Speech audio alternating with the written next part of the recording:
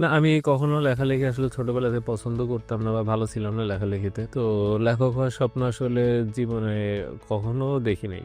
বলা যায় কি যে, যে জিনিসটা জেনেছি সেইটা প্রকাশ করার তাড়না থেকেই লেখক হয়েছি।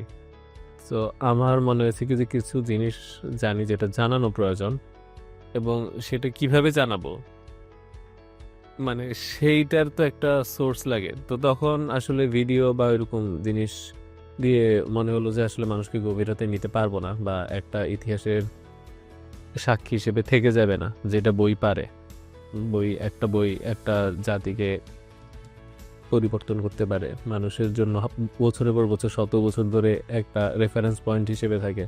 যেটা তো ভিডিও ওই পর্যায়ে সক্ষম না। তো সেই হিসেবে বই লেখা এবং আমার বইটা সবসময় চেষ্টা করা হয়েছে যেন সবার জন্য জিনিসগুলা বুঝতে পারে সেভাবে লেখা। সত্যি কথা বলতে আমার বই প্রকাশিত হওয়ার আগে মেট্রিক পাস লেভেলের কাউকে দিয়ে পড়াই। পড়ানোর পরে সে যদি বলে সব বুঝেছি, তারপর হচ্ছে কি যে পাবলিশ করতে নেই।